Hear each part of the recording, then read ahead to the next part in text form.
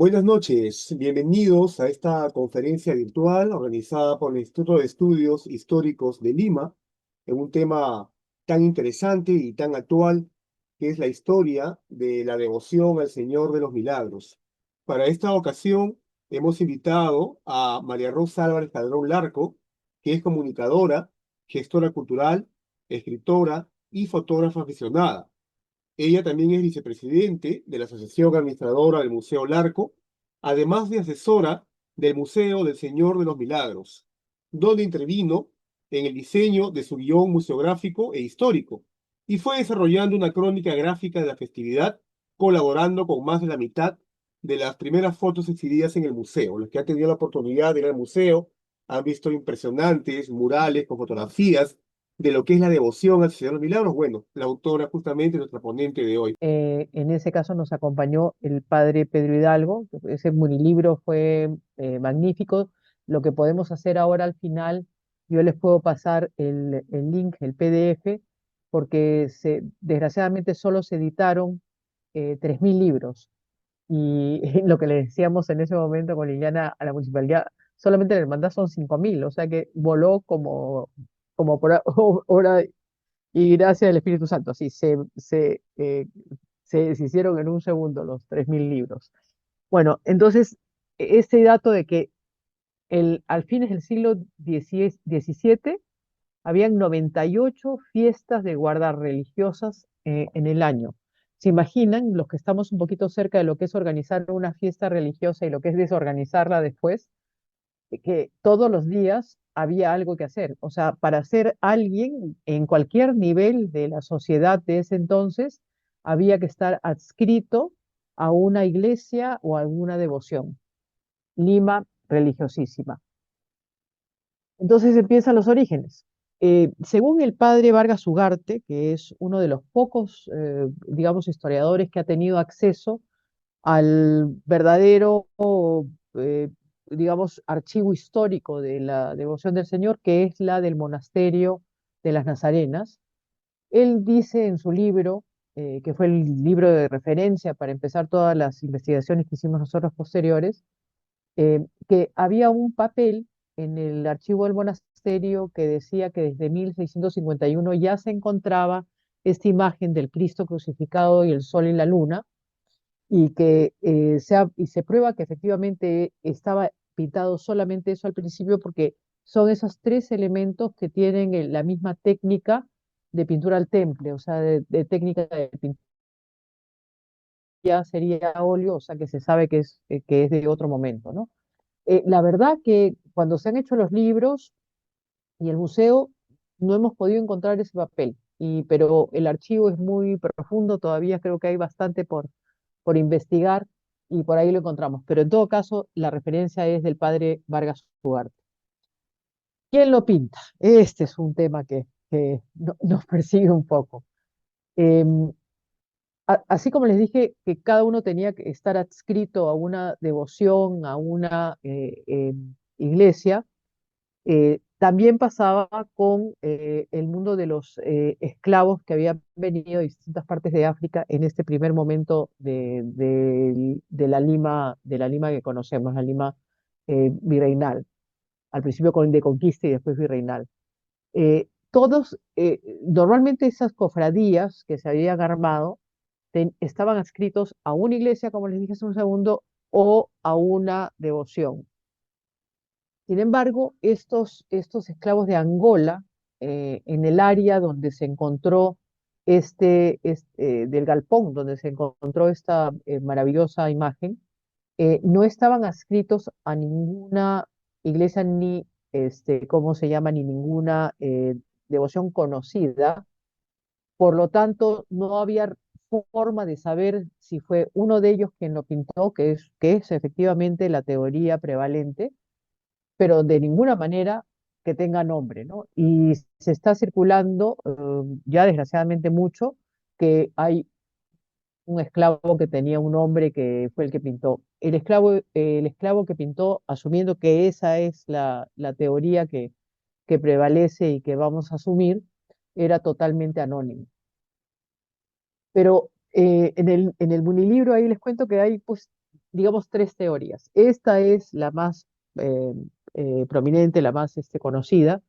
También está la teoría de María Rostorovska, ¿no? O sea, ella dice que cuando viene Hernando Pizarro allá por 1532 y va a Pachacámac, eh, agarra el ídolo de Pachacámac, y lo veja delante de todo el mundo, qué sé yo, me imagino que debe haber sido algo muy impresionante para los habitantes de la zona, porque si este era el oráculo más importante del incanato y de más allá del imperio, deben haber esperado que en ese momento pues se abre el cielo y que se caiga a pedazos, más o menos, ¿no?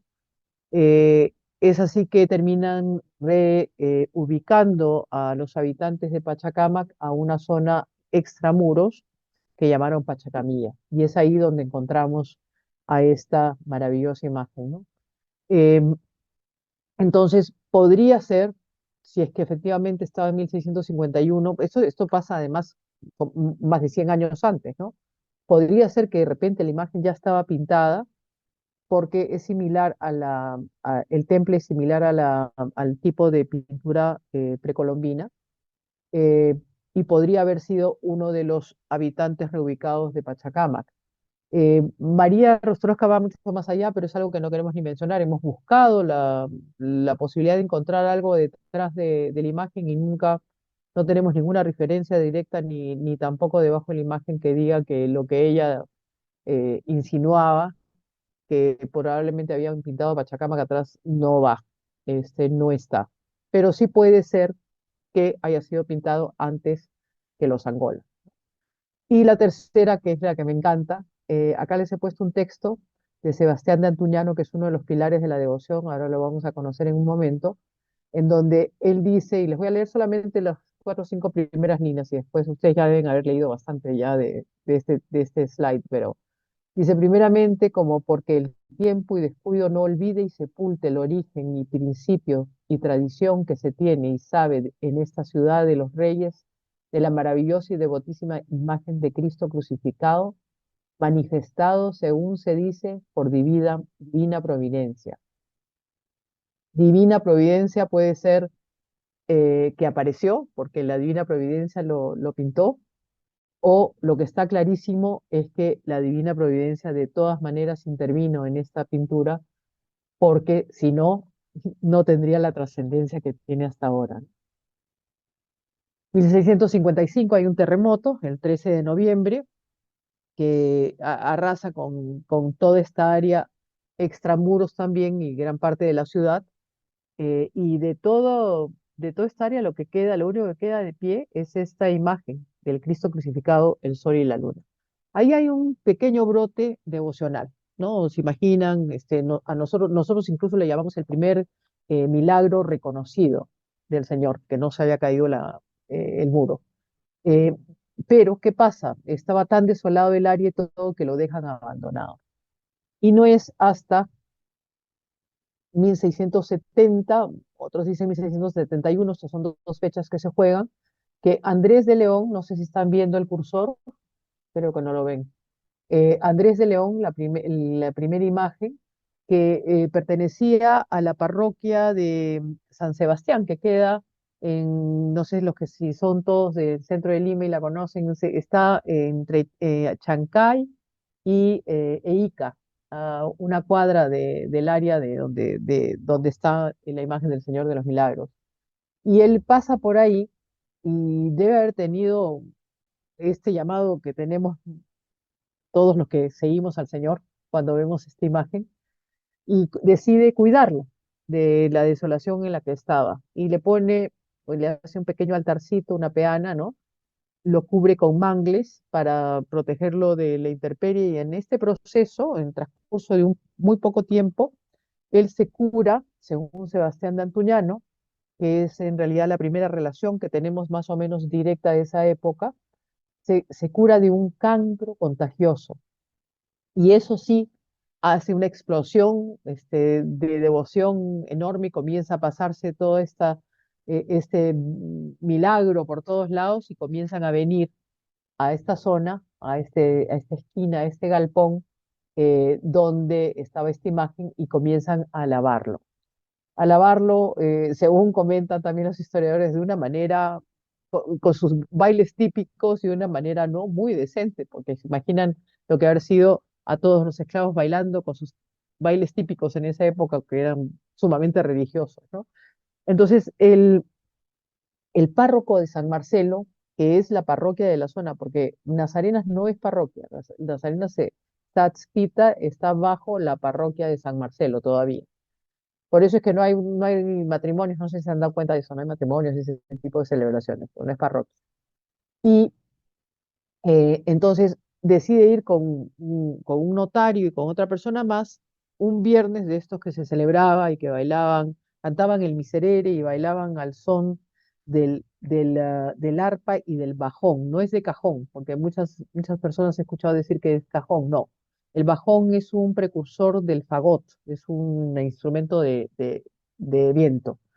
Y entra y encuentra que había todo este baile, toda esta celebración, y se encuentran además con el sacristán de San Marcelo, al que lo aclaran así públicamente y se arma todo un barullo, es decir, y salen muy molestos de ahí y ya van a acusar incluso a las autoridades, incluso al virrey, de que estaba pasando esto. Entonces regresan a los pocos días, calculamos que es entre el 6 y el 12 de septiembre más o menos, habiendo hecho los cálculos, eh, nos tenían que ver con buscando los días y las fechas de esa época. Fue un lindo proceso. Y intentan tres personas, se van con dos escuadras de soldados y ordenan para que bajen la imagen. Y son tres cosas que pasan. El primero se desmaya. El segundo también se queda paralizado al ver la imagen. Y el tercero dice que la imagen, el color verde se exaltaba y que enceguecía. Uy, volvía ciego, se me enredó esa palabra. Y entonces no pudo tampoco borrar la imagen. Y en ese momento se pone el cielo oscuro y dicen que empieza a llover de una manera absolutamente inusual, incluso en esa Lima, en la Lima de ese entonces, ¿no? Bueno, de aquí salen, informan al virrey, el virrey termina viniendo con su esposa inclusive y deben también haber caído ante esta imagen maravillosa y ordena que primero se arregle el lugar, que se pinte el Padre Eterno y el Espíritu Santo, para eso lo encargan a José de la Parra, que era un pintor muy eminente de la época, y que da permiso para que se celebre la primera misa, que la hacen el 14 de septiembre, el día de la exaltación de la cruz, eh, que es un día que todavía se celebra. Lo celebramos también como la primera misa ante el muro de el muro que ya a estas alturas tenía a la Virgen y a María Magdalena en óleos y el Padre Eterno y el Espíritu Santo, ¿no? Con esto ya se había completado la imagen del Calvario que vemos ahora en el altar principal de la Iglesia de las Nazarenas, ¿no?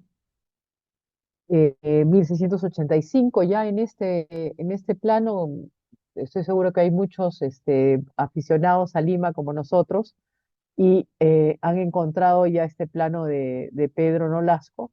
El número 4 ya decía Capilla del Santo Cristo de la Pared, que es uno de los nombres por el cual se le conocía al Señor de los Milagros. Bueno, pasan uno y otro, incluso van a tomar a personas para que cuiden una pequeña capilla que ordena el virrey Amat, y aparecen en ese proceso dos personas muy importantes. Y vamos a hablar ya de la fundación.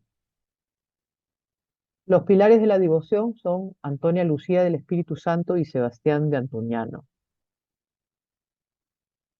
A ver, vamos a hablar un poquito de Antonia. Antonia era una niña originaria de Guayaquil, virreinato del Perú. Cuando dicen ecuatoriana, no, en ese momento era virreinato del Perú.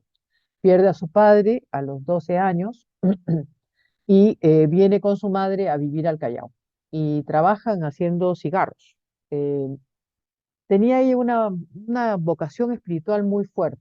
y ella siempre pensaba en que quería profesar, pero su madre le dice en un momento que tiene que casarse y la casa con un señor, un hidalgo, dice, señor Quintanilla, y ella obediente acepta lo que la madre le dice, pero esa noche, la noche de bodas, ella le explica su devoción y él entiende y deciden los dos profesar.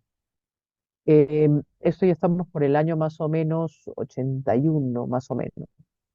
En el camino, Antonia Lucía comenzó a recibir mensajes en los sueños, mensajes que le hablaba el Señor Jesús sobre todo. Una de las cosas que le dice en un momento, un poco parafraseando lo que le dice él, le dice, Antonia, mi madre les ha dado a todos mi manto, perdón, su manto, yo a ti te voy a dar el mío, con el que caminé por el mundo. Y ese manto es el manto de las nazarenas. O sea, ella se vistió de morado en ese entonces y como ven en la foto, tenía la corona de espinas y los dos cíngulos. Acá no se ve el de la cintura, pero sí vemos el del cuello.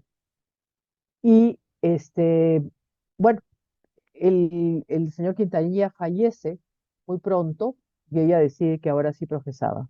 Una pareja conformada por el capitán Serrano y su mujer deciden ayudarla a formar el primer colegio de Nazarenas en el Callao, pero le imponen a una niña muy joven, muy niña, que no tenía ningún control, para que mande y que coordine este colegio, cosa que a ella termina fastidiándole porque la chica no tenía ni siquiera devoción, y le cuenta a su confesor y el confesor le dice, bueno, vámonos, y la lleva a Santa Rosa de Viterbo, a un beaterio también, pero de franciscanas. Ahí ella tiene, y déjeme ver un tema, sí. Ahí ella tiene un problema con las franciscanas que le exigen que se cambie, que se quite el hábito morado y que se ponga el marrón como ellas, algo que ella no aceptó. Entonces han llamado a un notario que se llamó el notario Uría, que vino a pedirle a darle la orden, que se cambie. Entonces dice que, bueno, que ella inmediatamente se arrodilló, comenzó a sacarse la corona, los cíngulos, o sea, los cordones, ¿no? Y en ese momento él la hace, le dice que por favor pare, y en su informe dice, yo no vi a una señora, vi a un ángel. Y le permite quedarse vestida de morado. De hecho, lo que hizo que su tiempo en los franciscanos en Santa Rosa de Viterbo sea muy corto, y su confesor de nuevo le dice que se vaya a la zona de Montserrat, que es al lado de Pachacamilla. Y ahí ella funda ya por el año 83 más o menos el beaterio el Instituto de Nazarenos de Beatas, como ella ya vestidas de morado. Paralelamente, Sebastián Antuñano, él viene de Vizcaya, este, viene al Perú más o menos en 1677, una cosa así, y viene al Perú a buscar una herencia y se encuentra con un señor Olavarrieta Vasco, como él también, que le enseña lo que llamo yo el arte del comercio y comienza a, a armar una interesante fortuna, ¿no? Pequeña fortuna, poco a poco iba y venía de España y en uno de sus viajes termina asistiendo a misa en el Cristo de la Fe de los Trinitarios en una zona de Atocha, que ya esa iglesia no está en Madrid, ya. Pero ahí es que él recibe un fuerte llamado para servir a, ¿cómo se llama?, al Señor en general, ¿no? Cuando regresa al Perú, entra en un retiro de los jesuitas, esos retiros de 8 días, que son de silencio, deben ser muy intensos, y sale con la convicción que tiene que ir a este espacio y entra a la misa de esta capilla, ahí en Pachacamilla, y se encuentra con la imagen del muro de Nuestro Señor de los Milagros. Y dice que al final de la misa, él recibe un mensaje que el Señor le dice, Sebastián, parafraseando de nuevo, ven y encárgate de mi culto. Sale Sebastián y decide comprar las dos manzanas, la manzana donde estaba el muro y la del costado, para poder promocionar y proteger el culto a esta maravillosa imagen del muro. Eh, es una linda historia, le cuesta mucho trabajo, son por lo menos 2 años que tiene que pelear con el dueño para que le venda el espacio, y dice en un momento que incluso casi se baten a duelo. Bueno, finalmente ya dueño de estos dos espacios, va pasando el tiempo, ya estamos en 1686, viene 1687, y es un año de muchos temblores. Hay un primer temblor muy fuerte en enero y una sucesión de temblores chicos durante todo el año. Entonces, llegamos un poco a la conclusión en el museo de que debido a eso y con lo religioso que era Lima, y relacionando al Señor con el terremoto de 1655, él dijo, bueno, habrá que hacer una imagen que pueda salir en procesión. Y en ese proceso debe haber mandado a hacer la imagen, y llega octubre 20, y hay estos dos terremotos en la mañana y una réplica muy, muy, muy fuertes. Y él en la tarde sale a pasear con esta réplica, ¿no? Esa es una de las cosas que hablan mucho a la ligera. Dicen, y esto hubo los terremotos, dicen, y en la tarde él salió, mandó a hacer una copia de la imagen y en la tarde salió con la copia de la imagen. Es más, creo que es más realista pensar que él ya lo venía pensando, ¿no? Y que la había mandado a hacer ya.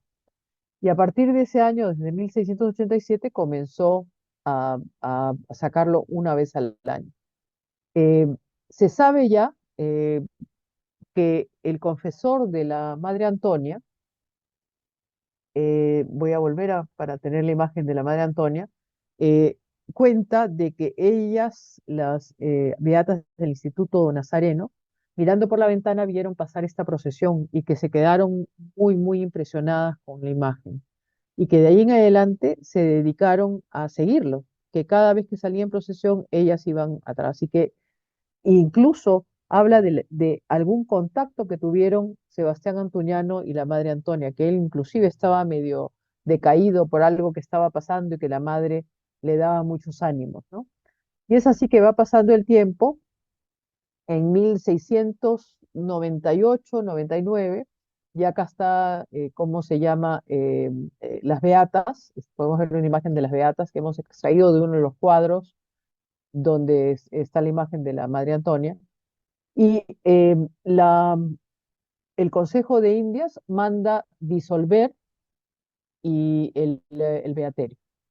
O sea, ella, una de las cosas que quería la Madre Antonia, porque también había recibido ese mensaje en sus sueños, ella quería convertirse en monasterio. Pero habían tantos, como al principio vimos, tantos monasterios, tantos beaterios, que no era muy fácil conseguir el permiso. O sea, para empezar, no solamente se necesitaban los permisos locales, sino que se necesitaba también el permiso del rey de España y del Papa. Entonces se entera Sebastián Antuñano que las iban a dejar en la calle. Entonces las invita a venir a su espacio en Pachacamía, en donde está el muro del Señor, y les dice bueno, que armen su monasterio ahí. Entonces se han ido ellas, se han mudado. Y es en acá estamos adelantando mucho, 1700, que él le dona todo, y le deja en una donación inmediata a la Madre Antonia y a sus beatas, las dos manzanas con sus contenidos, con el muro y con el lienzo del Señor, para que ellas, sabiendo él que necesitaba esta devoción perdurar a través del tiempo, ellas se dedicaran a cuidarla y a promover esta devoción. Entonces, va pasando el tiempo. En, en 1706, la Madre Antonia eh, fallece.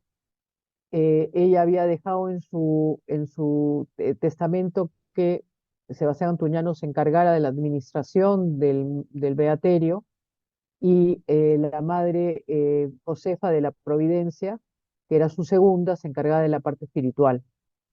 Quiero hacerles notar que acá el cuadro de la madre Josefa, eh, así como ahora las monjas del monasterio no se deben tomar fotografías, hay que respetar ese espacio en los claustros. En ese entonces tampoco les podían hacer una pintura con ellas vivas. Entonces son pinturas póstumas. Cuando se ven a las madres cuando ven retratos de madres de monjas de clausura de esa época, van a ver que siempre tienen un poco esa palidez de efectivamente ya de ser un retrato posterior a su muerte, ¿no?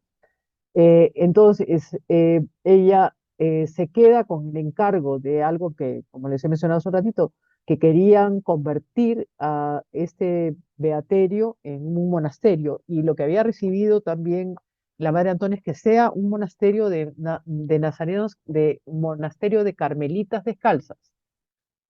Va pasando el tiempo, no la pasan muy bien porque normalmente en los conventos siempre venían mujeres que se retiraban de la vida social con una riqueza, una fortuna más o menos importante. Entonces, las fundaciones de estos monasterios eran eh, muy ricos, muy bien solventados financieramente, pero en este caso no, eran beatas sin mayor fortuna.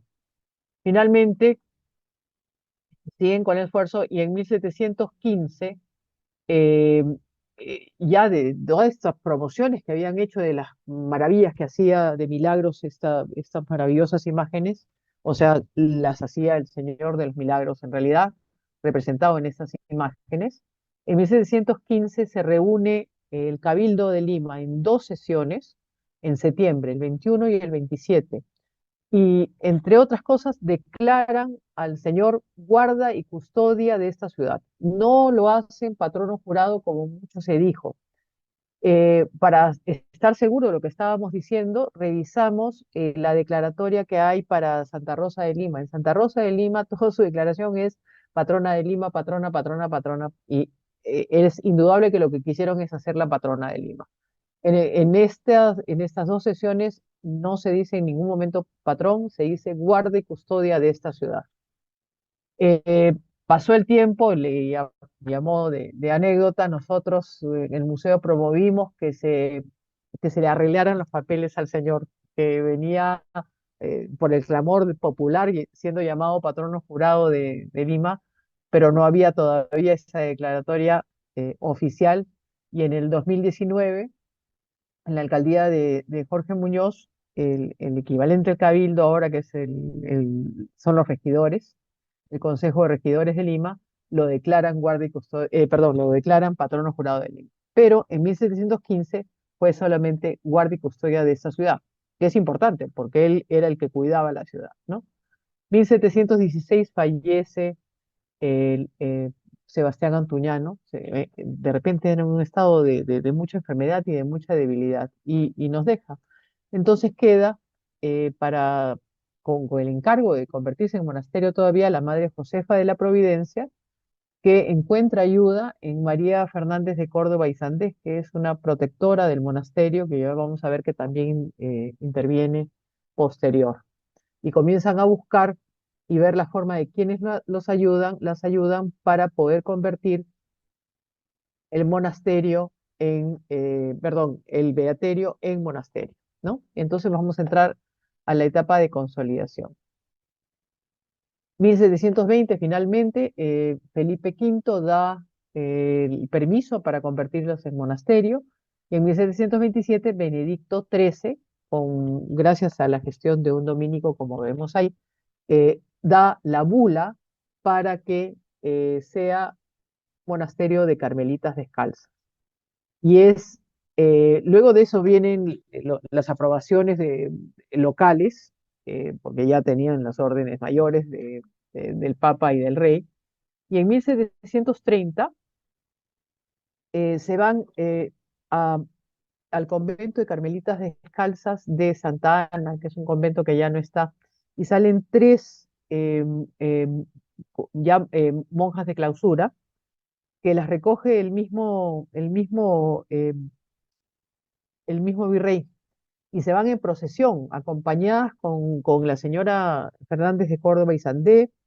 Está también la marquesa de Casa Concha y una señora que se llamaba María Ana de Castilla, que eran las grandes señoronas de esa época, que acompañan a estas tres monjas.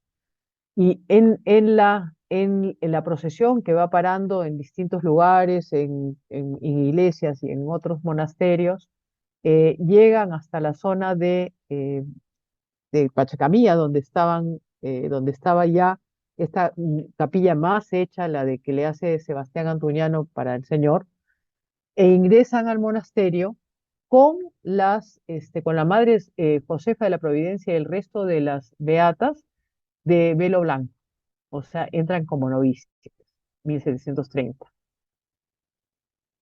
En 1746 hay este terremoto terrible que arrasa con Lima.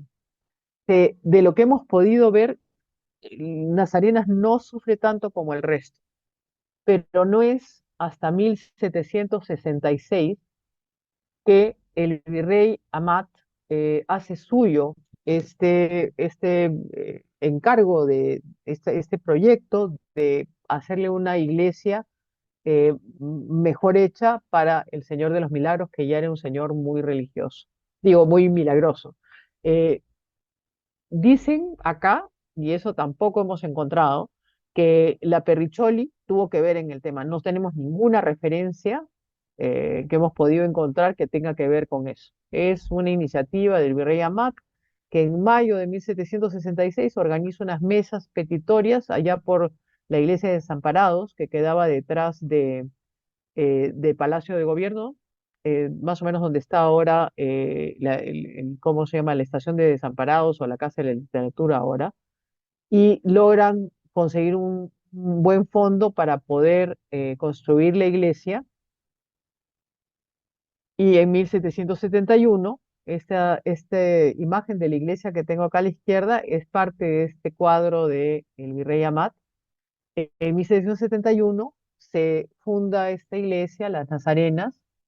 Hay un libro que se llama ¿cómo se llama? El Día Deseado, en donde encontramos este grabado, está escrito por un señor Colmenares, encontramos este grabado y si se fijan bien, es muy parecido a lo que ustedes ven cuando entran a la iglesia, ya que, como les conté al principio, pues Liliana y su equipo sacó 12 capas de pintura, una por una, ¿cómo se llama la iglesia? Entonces, cuando uno entra, está viendo lo que vio el virrey Amat en ese entonces. Pasa el tiempo. eh, Esta es la parte en la que quería, ¿cómo se llama? Que estuviéramos todos en la misma página, porque esa historia la hemos trabajado, la hemos extraído de documentos originales y los documentos que valen que son los que están en el Monasterio de las Madres en el siglo XVIII. No tengo la referencia porque al principio yo recogía estas imágenes un poco en plan aficionado, hasta que un día me di cuenta que las podía usar, pero no tengo quienes las han recolectado y pido mil disculpas.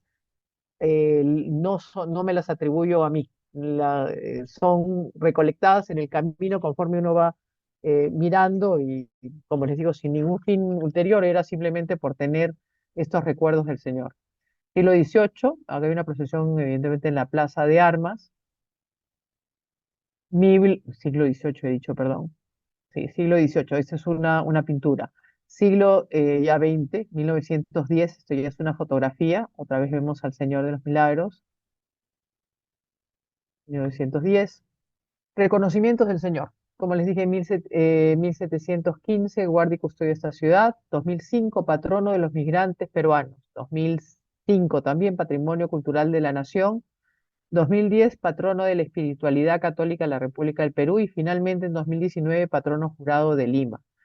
Eh, le han puesto todas las condecoraciones posibles, tienen varios órdenes del sol del más alto rango, siguen inventando más condecoraciones para premiarlo. Yo creo que lo que hace eso, y en mi experiencia personal, cuando hicimos el libro del Banco de Crédito, me dieron a mí ese capítulo. se llama Ofrendas y Homenajes. ¿No? Mi primera reacción que le digo a Liliana, le digo, ay, me ha puesto a contar medallitas. Y cuando me puse a reflexionar y dije, wow, en el fondo, este capítulo es sobre milagros pedidos, milagros recibidos y milagros agradecidos. Y ahí, en el proceso de cuando hicimos el museo, y hicimos, los que han ido al museo han visto esta maravillosa pared llena de estos exvotos que hay, estos corazones maravillosos antiguos, pero también hay una serie de figuritas de distintas cosas, hay partes de cuerpo, hay personas orando, hay carritos, camiones, aviones, o sea, es como que las personas quieren agradecer al Señor por los milagros concedidos, ¿no? En el fondo, eso es el corazón de esta devoción, lo milagroso que es. Entonces ya no saben cómo premiar. Hubo un par este PPT lo hice hace un par de años, creo que sigue vigente. Hubo un par de centenarios importantes, las Andas, 100 años en el 22. Estas andas, que bueno, acá tengo la referencia de dónde saqué. Estas andas las promovió el mayordomo Aurelio Queclin.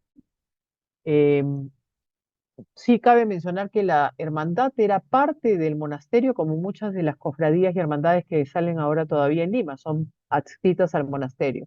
En el caso de la Hermandad del Señor de los Milagros, allá por el año 46, es que se separa del monasterio y pasa a estar debajo de, el arzobispado. Esa es la Hermandad de Cargadores del Señor de los Milagros. Se han quitado ahora la palabra cargadores, pero esa es la Hermandad de Cargadores del Señor de los Milagros. Otra cosa que hubo también en el 22 fue la marcha procesional La Patética, que es una marcha ¿cómo se llama?, que es característica de las procesiones. Un momento muy triste y muy fuerte fue la pandemia. En la pandemia cerraron las iglesias, desgraciadamente nosotros tuvimos que cerrar, pero estuvimos un pequeño grupo de nosotros que estuvimos recibiendo a la gente que venía a la, no voy a decir la iglesia, venían básicamente a hacer una colita afuera, que habían puesto este distanciamiento sanitario que le llamaban, ¿no? Y le dieran la puerta y la reja cerrada. Fue terrible. Esta fue la primera vez que sale el Señor ya en el año 22 y se colgaron, que eso cuando van al museo van a ver las características. Les recomiendo que realmente vayan, porque en la sala, tenemos dos salas arriba, aparte de la fundacional con la información que les acabo de dar, está lo que llamamos la procesión octubre adentro de casa, que es desde el momento que se arman las andas, quién las hace, todo el proceso y las misas que hay permanentemente en la iglesia y cómo entra y sale. Y luego tenemos la procesión fuera cuando sale de casa, ¿no? Y ahí hay varias cosas que les va a enseñar a poder reconocer y entender la procesión.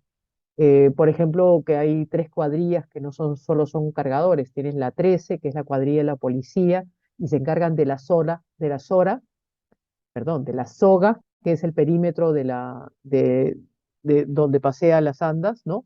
Y adentro van los hermanos que cargan, van adelante las ahumadoras y luego las cantoras, y atrás va el palio, que es un lindo relicario que contiene el lignum crucis, que es un pedazo de una astilla de la cruz de nuestro Señor, y que es llevada por un sacerdote. Y luego está también, y luego atrás viene la orquesta, pero hay otra cuadrilla, o sea, la 13 la policía, la 14 que es la del palio, y la 16 que es la de los médicos y paramédicos y gente que ayuda además en caso de emergencias, cuando nuestros queridos hermanos a veces van sin desayuno y el sol pega y bueno, se nos desmayan. Pero estas sogas, cuando fallece alguien de un sector, o sea, son 20 cuadrillas, cada una en procesión salen divididos en 5 sectores. Digamos, fallece alguien, se cuelga la soga de ellos la vara donde cargaban. Bueno, en el 22 se colgó todos los que habían fallecido, en realidad falleció prácticamente una cuadrilla completa. Y conversábamos ahí con el hermano mayordomo en esa época, y le pusimos la cuadrilla del 2020, ¿no? Fue algo muy triste. Pero bueno, unas imágenes, algunas tomadas por mí. Esta imagen es tan limeña. Me da pena que ahora ya no pasen, ¿no? Este es en el Conde de Superunda en la casa de Osambela allá atrás, que dicho sea de paso para los patrimonialistas como David y como yo, está en proceso de ya levantar calas y ver para comenzar a restaurarla. Sería fantástico que dejen entrar adentro también, pero lo están haciendo por lo pronto, la fachada, para recuperarla totalmente. Y bueno, desde que Prolima ha puesto ¿cómo se llama? Eh, ay, se me dio el nombre, los adobes, no adobes, las piedras en el suelo, que no es canto rodado, ahorita se me dio el término. Se pusieron los adoquines, se pusieron a quejarse los hermanos, ¿no? Coincidió con que yo había tenido un viaje a Sevilla y fue sumamente interesante porque también los pisos tienen estos adoquines, pero son adoquines que tienen 400, 500 años. No sé, caminar mirando es como que ya un temaza, pero cuando salen en procesión allá salen con el modo de los costaleros, van debajo del anda sin mirar a dónde van y no se quejan. Entonces, bueno, esperamos que en algún momento la hermandad vuelva a pasar por Superunda. Ahora está pasando por Ica, que también es muy bonita, pero esta imagen es tan bonita, tan eterna, tan virreinal, tan limeña, ¿no? Y los tumultos de este señor maravilloso, este señor milagroso, que han estado siempre acá visitando Santiago Apóstol, que también ha sido restaurada.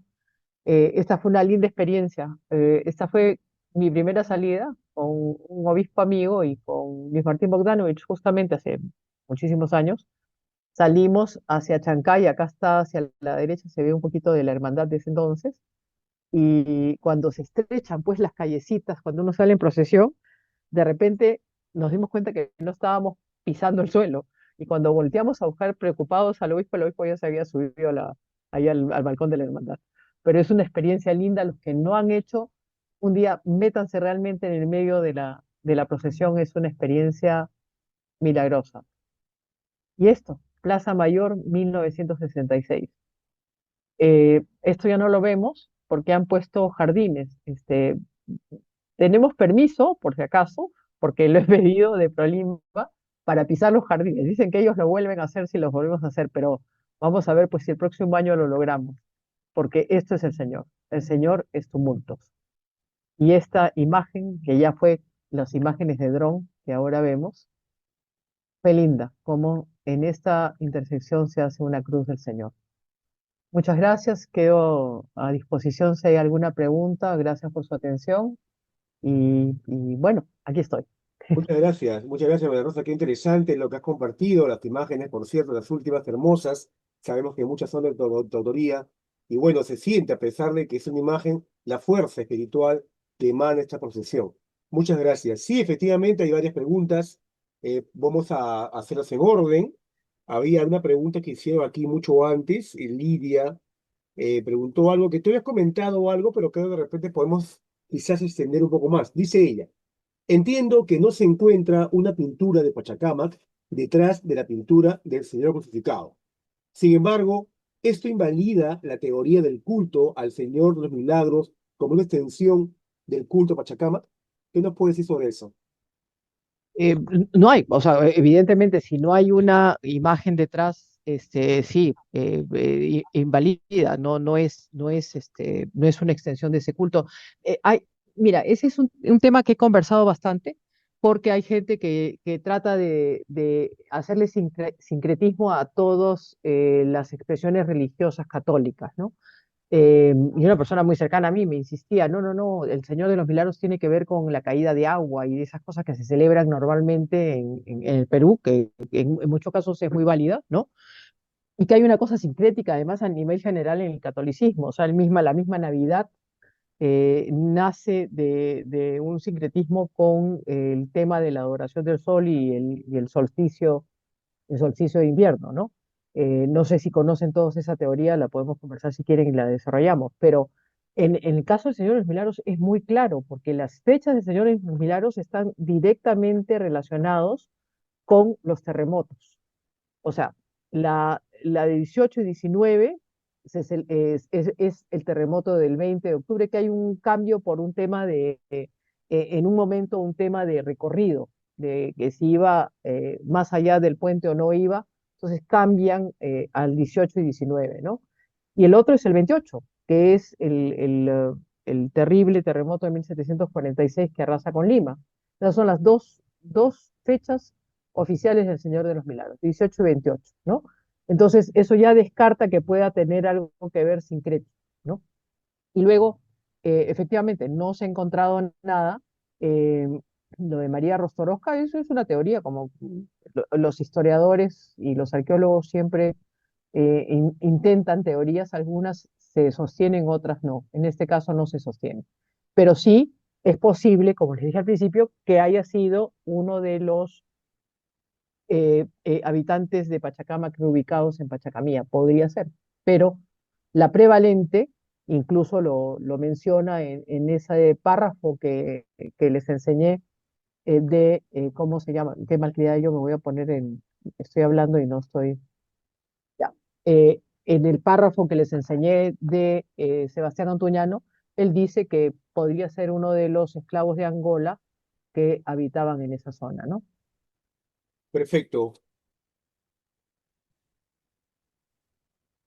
Una es, ¿qué nube que figura? ¿Perdón? ¿Me escuchas? No, te quebraste, David. Ok. ¿Qué relación guarda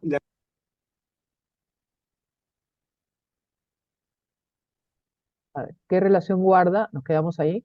la Virgen de la Nube? Ah, la Virgen de la Nube. La Virgen de la Nube recién aparece en 1747, el año siguiente al terremoto. Entonces, no lo tenemos muy claro. Tú sabes que es una investigación que queremos hacer. Muchos lo relacionan y dicen, porque la madre Antonia Lucía era ecuatoriana, yo siempre digo no ecuatoriana, sino peruana del virreinato. Pero además, esta advocación es quiteña, no es guayaquileña, que en esa época son dos cosas bien diferentes, ¿no? Eh, Esa es una investigación y ahora estoy viendo que sí está Liliana ahí y está Paula también, que somos del equipo de dentro de casa con las madres. La tenemos pendiente y apenas tengamos más información, vamos a transmitirla, pero está pendiente. Ahora, sí hay una historia muy linda para la paz con Ecuador, no sé si la conocen y si les interesa, sobre la imagen de la Virgen de la Nube detrás del Señor. Si quieren, se las relato. Por favor, adelante, cuéntanos. Eh, Cuando va ¿cómo se llama?, negociar la paz, Fernando de Traseñí, con el presidente Mahuat, dice que se encuentran y comienzan a conversar de una manera muy formal, usted, cómo está, muy distante, y Fernando, que es además cuñado mío, por eso es que conozco la historia de primera mano, casado con mi hermana. Fernando dice que en ese momento se le vino la idea a la mente de la Virgen y le dice, presidente, le dice, usted sabe, ha escuchado hablar del Señor de los Milagros. Entonces le dice, sí, sí, claro que he escuchado, es una devoción muy importante en el Perú. Le dice, sí. Le dice, ¿y usted sabe quién está detrás de la imagen del Señor de los Milagros que sale en procesión también? Le dice, no, no sé. Y le dice, la Virgen de la Nube de Quito. Dice que Mahuat se quedó helado y que en ese momento la conversación cambió totalmente, porque siempre teníamos el tema de que tenemos el mismo padre, pero distintas madres, con Ecuador, ¿no? Refiriéndose a los incas y cómo se llama, al hecho de la princesa quiteña y la coya cusqueña, ¿no? Pero en este caso era algo fuertísimo. Dice que en ese momento él sintió que ya estaba resuelto el tema y que íbamos a encontrar una solución. Me parece es un tema bonito, ¿no? Sí, claro, una linda anécdota. También preguntaba aquí Roberto Beto, ¿el muro original en algún momento fue cambiado de lugar? Ajá. Ahí veo a Liliana, me imagino que va a decir. Mira, nosotros pensamos que no. Sí, voy a decirlo, hay uno de estos planos antiguos en donde la entrada, o sea, normalmente aparecen las dos manzanas y luego aparecen las dos manzanas, me refiero, de Tacna a Chancay, de Chancay a Cañete, aparecen como juntas, ¿ya? Em, Sin embargo, hay una intermedia que están separados y aparentemente la entrada es por Chancay, pero de eso no pasa. Pensamos que efectivamente el muro está en el sitio donde estaba. Y si no es, si lo máximo que creo que podría haber pasado es que lo pongan de así, así. Me explico, para que mire a Huancavelica en lugar de Chancay, pero no, no, esto es absoluta, o sea, es una teoría, ninguna teoría, es simplemente una reflexión así nomás a la ligera. No tenemos ninguna prueba de eso, ¿no? Pero Pero que está en la misma zona, en la zona está. sí, Pero sí, o ¿para sea, dónde miraba es la cosa? Ujú. Sí, que la entrada se encuentra perdón. en...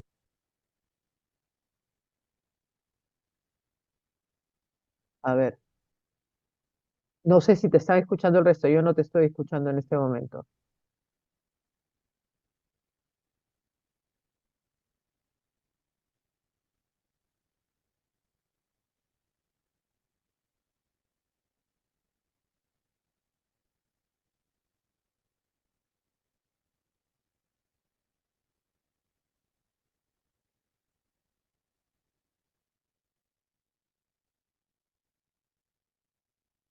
Eh, ¿Alguien, están todos ocultos? ¿Alguien me puede decir si están escuchando a David también?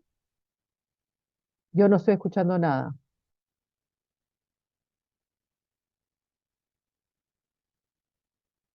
David,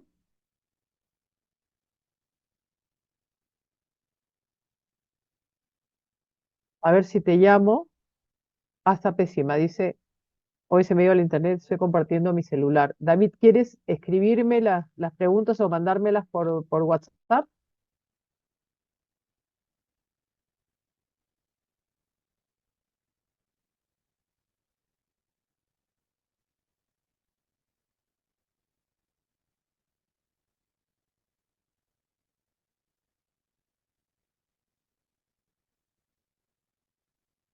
A ver, este, Y si hay alguna pregunta, David está con problemas, ¿por qué no le damos una mano? Y si hay alguna pregunta, yo voy revisando y si abren el micro y hacemos las preguntas, si les parece.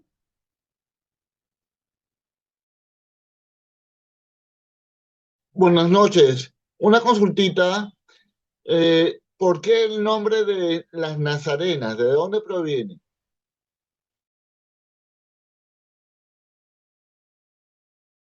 No se escucha. Perdón, ya, yo estaba en mudo.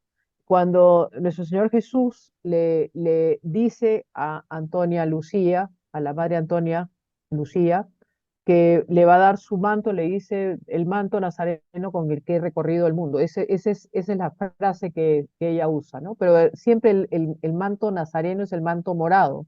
Eso se usa también a través de toda la simbología católica, ¿no? El color morado es un color muy importante, es un color dicen, de penitencia, pero yo quiero ir un paso más allá, que eso es lo que además vemos que pasa siempre en las arenas. La penitencia lleva al perdón de uno mismo, ¿no? Muchas veces. Y cuando uno está en perdón, uno se perdona a sí mismo, entra al espacio de la felicidad y a ese encuentro que hay con Dios. Entonces, eso es lo que lo hace más lindo, el manto nazareno, y eso es lo que se ve siempre en la iglesia.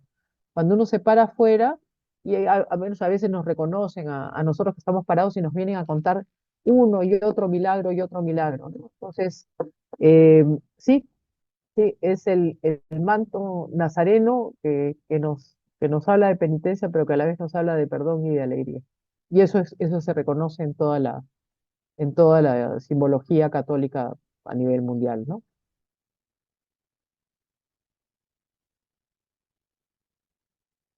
¿Alguien más? María Rosa, ¿me escuchas? Monique, sí, ahí veo. Sí. Dime, sí, dime. Ah, mu- Muchas gracias por tu exposición. Yo sé que tu mamá era muy devota también del Señor de los Milagros, creo que ya es una Ujú. tradición familiar para ustedes. Pero una consulta, ¿estas procesiones del Señor de los Milagros en el extranjero tienen alguna coordinación con ustedes o son completamente, digamos, independientes? A ver, la mayor parte son espontáneas. La hermandad ha tratado de tener alguna coordinación, no, no la tiene al 100%. Muchas de las procesiones, o sea, de las hermandades de fuera, se comunican con el museo con información y tratan de colaborar. Pero es bien increíble. Por ejemplo, llegas a Madrid y hay tres hermandades. Y les digo, pero ¿por qué no se ponen de acuerdo? Es un tema bien, bien pesado, porque a veces se enteran, por ejemplo, y nos invitan, ¿no? Se invitan para que vayamos. Y yo les he dicho, mientras no se unan, no vamos a apoyarlos. Pero bueno, cuando estábamos haciendo el museo nos llegó una foto de una persona que había llevado la imagen del lienzo procesional a la Antártida. Está por todos lados, está por todos lados. Y ojalá algún día podamos tener realmente una coordinación. Creo que ahora sí es un esfuerzo bastante interesante con lo que ha pasado el domingo ¿cómo se llama?, por el año jubilar. Han ido hermandades de varias ciudades de Europa, sobre todo de Europa, a Roma, al Angelus. No es la primera vez, por si acaso, que pasa algo así, ¿no? Ya más o menos desde Juan Pablo II al 18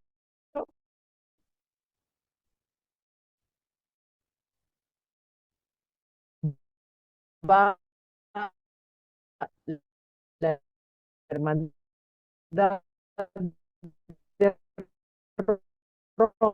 Roma con su AMBO, y el Papa sale, Juan Pablo II sabía del Señor de los Milagros, lo mismo que Francisco y ahora, por supuesto, el Papa León. En este caso no ha sido de ventana, porque ha coincidido con eh, ¿cómo se llama?, santificación de varias personas, ¿no? Entonces entró el Papa, no sé si han visto el video, entró en el Papamóvil y se acercó, hizo una pequeña pausa y bendijo a los peruanos que iban, pues, como somos la barra más importante del mundo, ¿no? Y de esa manera también recibieron al Papa y enseñaron al Señor. Espero haber contestado tu pregunta, Manu. Hola, ¿me escucha María Yes. Rosa? Sí, David, dime. Ya, qué bueno, por fin. Sí, tengo un problema con la conexión. Bueno, acá Ya. hay una pregunta más que estaba quedando. Gracias por ayudarme contestando Sí, directamente las preguntas. Aquí pregunta Mike, ¿el canto del Señor de los Milagros lo hizo una señora de apellido Rodríguez Larraín? ¿Sabes algo de sí, la historia? ¿Nos puedes contar? sí, sí, sí, sí, Isabel Rodríguez Larraín, y fue un concurso que ganó ella. Eso es en los años 50. Y, y la familia todavía, la- tengo un par de amigos que son los Heckling, los llamé para ver si querían celebrar y fue un momento muy bonito de reunión de la familia, con la hermandad también, porque son dos Heckling que han sido hermanos mayordomos de la hermandad. Y de ahí en adelante se ha convertido que todos los 15 de octubre, que fue 15 de octubre en 1922, se reúnen ellos, ¿no? De la misma manera, los parientes de Isabel Rodríguez de Raín, me parece que son los sobrinos, porque creo que ella no tuvo hijos, también se reúnen y vienen a celebrar en octubre al Señor de los Milagros. Sí, efectivamente, Isabel Rodríguez de Raín. Muy bien, finalmente un par de preguntas ya asociadas al museo. Acá ha preguntado Ujú. Víctor Urteaga, ¿en el museo hay un libro guía o hay guías que dan recorridos? Primero ese. Hay guías y están muy bien entrenados. Es un lindo paseo. De verdad que mucha gente se asombra porque no se imaginan lo que hay. Y cuando se inauguró, acabamos de cumplir 11 años, ¿no? Yo todavía sigo diciendo acabamos, porque me siento todavía un poquito familia de ahí. Es de las Nazarenas, y Liliana me da ese espacio todavía y los chicos también. Hubo hubo dos inauguraciones, el 14 con las madres, o sea, fue a puerta cerrada, y vino en ese momento el cardenal Ciprián. Y cuando entró, bueno, paseó muy bonito, porque la primera sala fue lo que fue antes de eso el museíto que tenían las madres, que era parte del monasterio, que no lo veían más que las personas que venían muy cercanas al monasterio. Y esa era la primera, y luego comenzó a ir a la siguiente y a la siguiente. Son 6 salas de exhibición y se quedó impresionadísimo porque realmente es un museo de vivo, porque si se ponen a ver, o sea, la historia del Señor se escribe todavía, todo el tiempo. Por ejemplo, este año hemos tenido cosas diferentes, ¿no? Hubo el tema este de la levantada de Landa, después ha habido todas las, ¿cómo se llama?, hermandades en Roma, y ahora va a ir al Callao, que es una cosa diferente. Entonces, la historia del Señor se va escribiendo con todos los que estamos aquí presentes cada vez. Y eso se refleja en el museo. Las fotografías se cambian, todo lo que son, por ejemplo, los homenajes que se hacen en el transcurso de la procesión, siempre dicen, bueno, y lo va a recibir el hermano mayor, el hermano mayordomo. No, no, no. El que recibe los homenajes es el patrón de Andas. Es José Antonio Vallarino, que tiene a 5 personas más que trabajan con él, siempre están presentes, ellos son los representantes de las madres en la procesión. Entonces, todo esto que se va recogiendo en el camino se va cambiando cada año y entonces los que han hecho su ofrenda la van a poder ver en el museo de repente el siguiente año o dentro de 2 años, ¿no? Con todos los otros reconocimientos que tiene el señor, ¿no? Perfecto, justamente ahí comenta Liliana Canesa que eres parte activa, no solo un equipo del Sí, presente. Liliana, sí, que sí. ya la voy a comprometer más adelante para una charla sobre el museo. Y la última pregunta, Del Museo y Rosa, de la Restauración, o sea, claro, sobre de todo. verdad que fue, de verdad, mira, Liliana ha tenido esa bendición de poder estar en toda la restauración. Y Buenas además, noches. sí, ¿Podría hacer una pregunta? A ver, Juan Pablo, dame un minutito, por favor, que termine la expositora y le escribes, por favor. Gracias. Perfecto. Continúa, ya. María Rosa. No, sí, que tener la bendición de poder, ¿cómo se llama? Restaurar, como les dije, los lienzos, el muro y la iglesia, y no solo bendición, sino que tuvieron que haber bendecido con mucha paciencia, porque 12 capas de pintura que se saca una por una, porque los que saben de restauración, eso lo hacían con Q-tip, o sea, ¿cómo se llama? Estas cosas para los oídos. Liliana eh, tiene que compartirles. Sí, sí, Ese es definitivamente. un A ver, privilegio escucharla. claro. A ver, Juan Pablo, por favor, activa tu micro, te escuchamos. Por favor. Mm, Ya, ¿se me escucha? Sí, se te escucha. Sí, Adelante. Ya. Mire, tengo entendido que los arreglos de orquídeas que se colocan al Señor y a la Virgen en cada recorrido procesional son una ofrenda que se mantiene desde la época en que vivía su madre, ¿no? En sí. memoria de ella y en honor a su familia. ¿Podría compartirnos si estas flores provienen de algún jardín familiar o de algún lugar en especial? Es un vivero maravilloso de un señor maravilloso que le gusta guardar el anonimato. Si no, lo pondría por todos lados. Y sí, las orquídeas las sigo poniendo yo, pero si quiero hacer hincapié que las orquídeas de la Virgen vienen con las del Señor siempre y ese es un regalo de este Señor. Algún día voy a pedirle que sea presente. Es un vivero maravilloso y además es lindo porque todos los años el primer ramo sale con las máximas, que son unas muy delgaditas y es un arreglo totalmente diferente. Y luego el segundo ya vienen unas orquídeas de ese tamaño que son la locura, ¿no? Y este año, bueno, siempre que sale de la iglesia o del monasterio se va con sus orquídeas. Y este año tenemos una más que es la de Callao, ¿no? Muy bien, Sí, gracias, Marosa. Ahora sí, dos preguntas finales. Ya hay varias, pero vamos a dar las que prioridad quieran. a dos. Ujú. Una está asociada justamente al museo. ¿No? Tú dijiste Ujú. en un momento de tu presentación, hablaste de un Lindum Crucis, ¿no? Que además se encuentra en Sí. el museo. Aquí preguntaron si Mm, sabe no, de no, dónde no, a ver, perdón, dime y después te digo, sí, ya. perdón. Ok, ok. Si se sabe eh, cómo llegó este Linum Crucis, o quién lo donó, o en qué momento llegó a ser parte, ¿no? De todo de todo esto que es parte del evento ahora de la procesión, ¿no?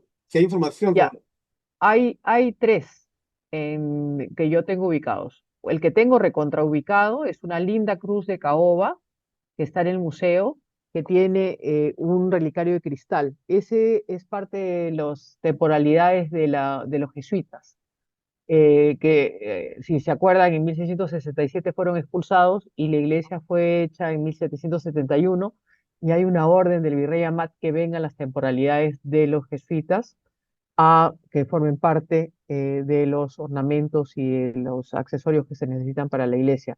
En el libro, me parece, de Vargas Ugarte, hay una pequeña lista y pudimos identificar esta cruz.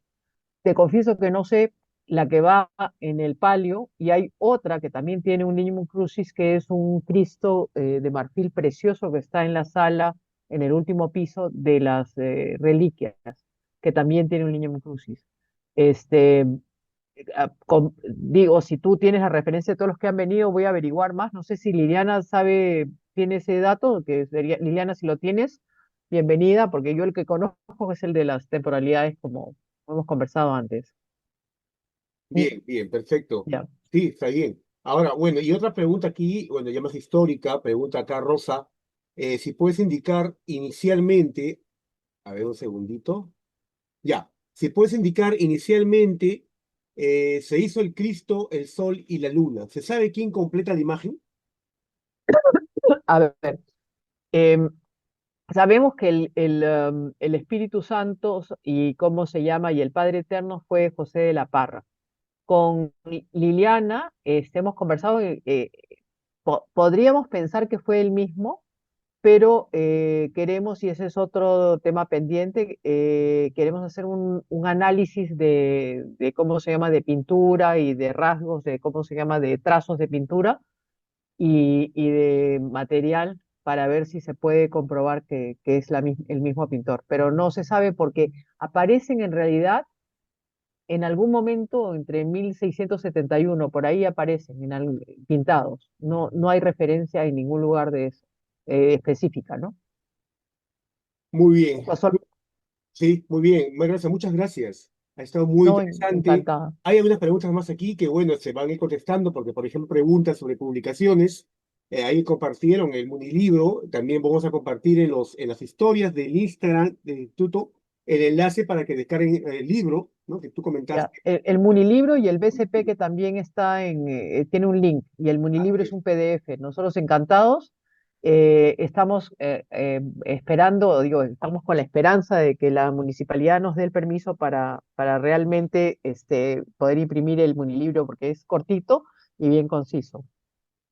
Así es, y como menciono, los enlaces Perdón. de descarga los voy a poner ahí en la página del Instagram del Instituto. Mm, Y bueno, ya. eso es todo, Marosa. Muchas gracias. De verdad que ha estado muy interesante la conferencia.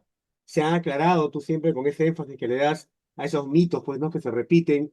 Hasta un nombre, ¿no? Pedro Dalcón. Por ahí había visto que le han inventado un nombre al que pintó eso. Y, no, y se lo No hay. atribuyen a Porras Barrenechea y he buscado y hasta ahora no encuentro de dónde lo dicen, porque no hay ninguno de sus escritos que lo mencione.